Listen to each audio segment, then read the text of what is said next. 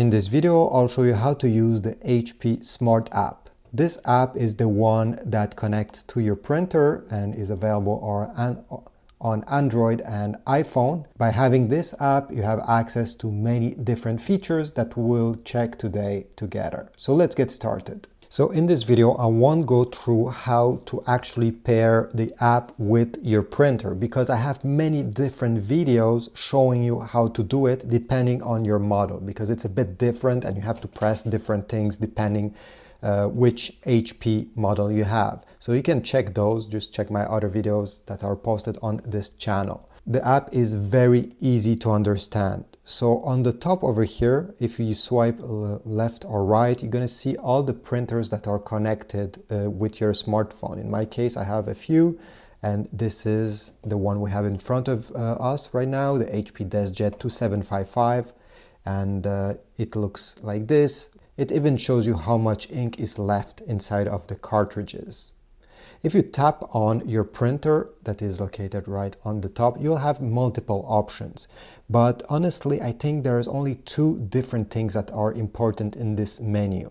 The first one, if we go down over here and you see Advanced Settings, you can tap on it, then click OK. And here we'll have a hidden menu. So there's many settings that are not available to activate and deactivate on the printer directly, and the only way to have access to them is by going to this secret menu. The most important one, I think, is by going in settings here and then under security, you'll be able to change the Wi-Fi password of your printer. So you can put one that is much more easier to remember rather than the one that your printer came with. If you go back in the app, the other things that I want to show you in this menu that we just opened is over here. It's called Alignment and Maintenance. If you're having troubles with your printer, so it doesn't print well, or maybe there's some blank spots, or maybe there's some strikes, some weird things that are getting printed, you can perform an alignment and maintenance. And this way, by going through the steps that are in this menu, you'll be able to clean the print heads and probably fix your problem. Over here you have multiple options. You see if you have if you want to clean the print heads, if you want to clear some smears that appears on the paper, maybe your whatever is printed is misaligned, you can align it. There's many options over here to fix your issues. Now let's go back in the main menu of the app, and basically there's two things that you're mostly going to use. Over here, if we go, we have some colored ties. You're gonna print photos or documents, and you're probably also gonna scan if your printer has a scanner like mine over here. So let me demonstrate how these works. Let's start with the scanner. So I'll already put a paper over here on the flatbed scanner of my printer. And if I tap on Printer Scan, like this, and select on top the size of the paper I want to scan. In my case it's A4, I'll just keep it this way. You can choose the quality of the scan. If you're scanning some artwork, I suggest you choose a higher number. If it's just a text document, just keep it at 200. I think it's enough for that. And you can also choose if you want it to be in black and white or color. I'll keep it this way. When you're ready, simply press the white button once, and you have to wait a few seconds until the scan is completed.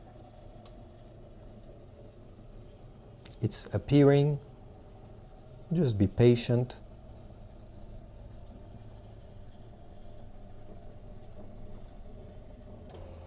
Okay, perfect. The scan has been completed, but now as you see, it's upside down. And don't worry, this is very easy to fix. Once the scan is finished, you're gonna go over here, press next. Once the scan is finished, you'll be able to move these small blue dots.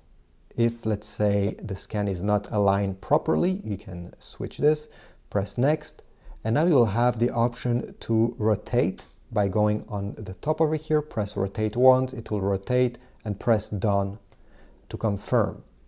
Now there's multiple options. You can share this or save it on your phone, or you can actually print the document you just scanned. If you want to print, go ahead and press print preview.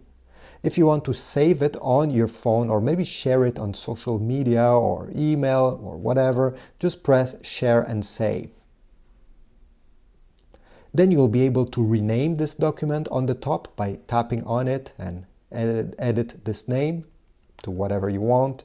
You're going to choose what type of file you want this to be saved in. If it's a picture, I recommend you choose JPEG. If it's a document, a text document, just choose PDF. The other ones are not that common.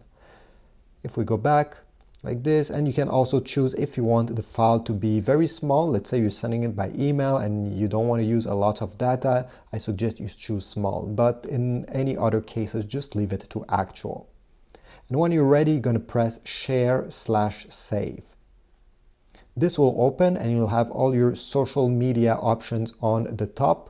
If you go down like this, you'll be able to save it to files, so it will save directly on your phone. On Android, it will be the same, just going to be named differently.